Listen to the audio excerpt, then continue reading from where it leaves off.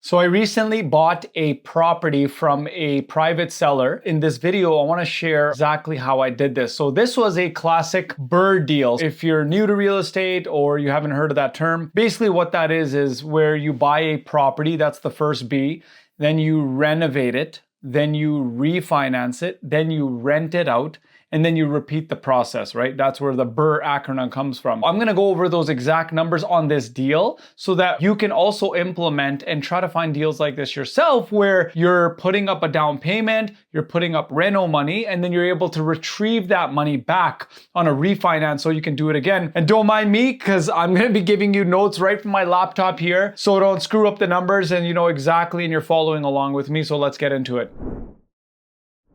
So in a classic BRRRR deal, there's renovations that have to happen before you increase the value, or what we call you force the appreciation and then you renovate, or then you refinance and take your money back out. Now in this deal, it was actually done without having to put a bunch of renovation money in, because the previous owner, the person that I bought it from, they actually had already put a lot of reno money in. So it was already basically turnkey. So when I bought the property from them, because it hadn't sold on the market, I was able to negotiate it low enough that I refinanced that property. And so what I mean by that is we actually ended up writing an offer, and we got an offer accepted at $248,000. And at that time, because I knew I was going to keep this property as a rental, I wasn't going to flip it.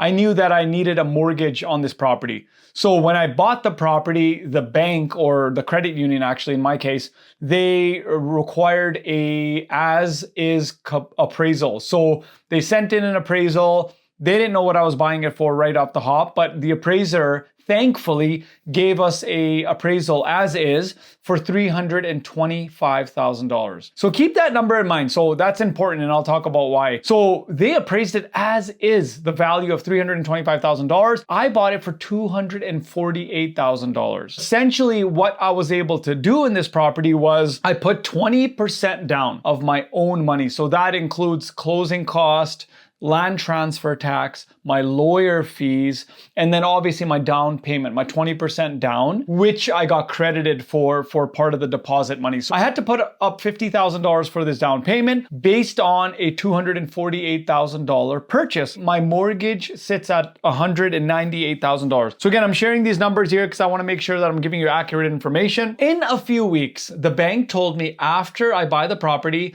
that the title clears from the old owner to me.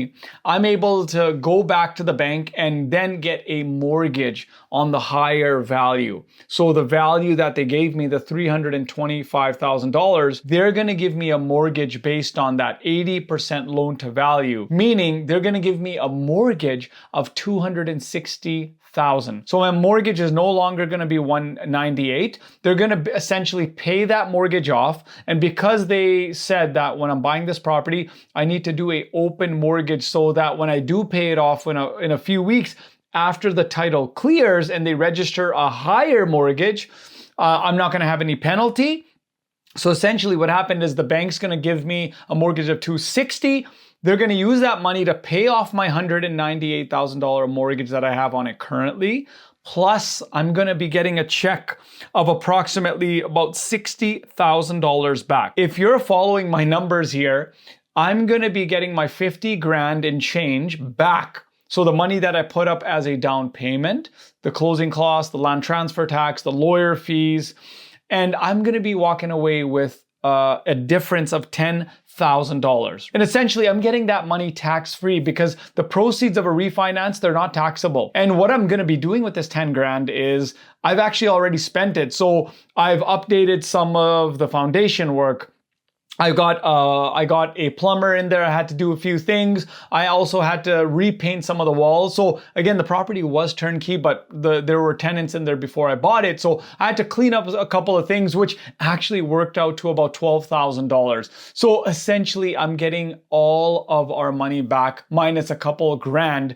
And this property, and this is why I love these kinds of homes and why I tell people that you don't necessarily need to buy a property that needs a ton of renovations. Like, yes, in a classic BRRRR, you do need to renovate the home, but there are properties out there like this, what I call sleeper properties, where people have renovated it, and because of a situation like they were trying to sell the property, they were motivated, it wasn't selling for whatever reason.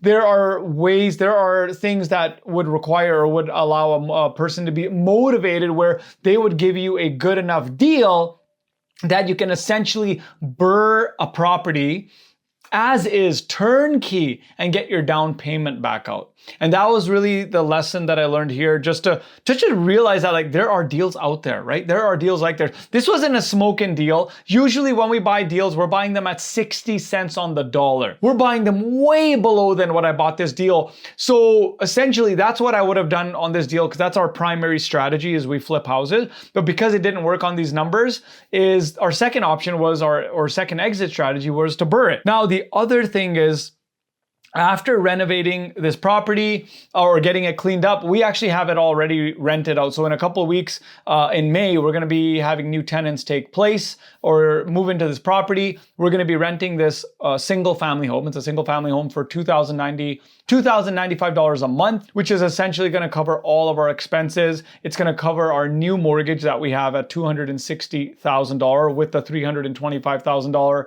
as is appraisal. And this property is going to spit out like $100. So again, nothing sexy, nothing huge, but the point of this video, the point of this deal was that I'm getting my capital back, reinvest it, and do another deal. Some key takeaways for you guys is, when you're buying properties, you make your money when you buy the property. I made my money when I bought this property because I bought it way below market value or the as-is appraisal, the assessed value. That's where I made my money, right? That's where I made my money to ensure that I would get enough money back.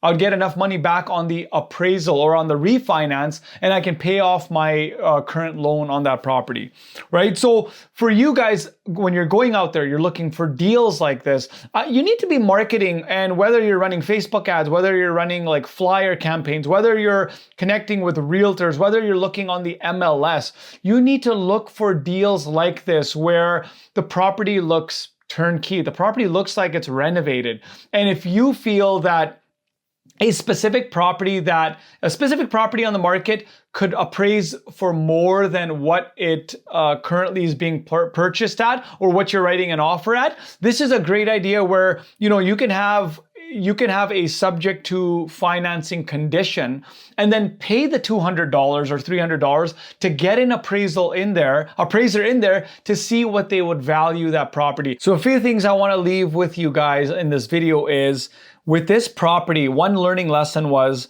the property now is going to be rented out. In a few weeks, we already found a tenant in there that's going to be renting this property for, like I said, $2,095. We own a cash flowing asset. And again, not a huge cash flowing asset because there's better deals out there. But because we're even going to make $100 extra a month, which is, again, not sexy at all. The major point here is we got our capital back.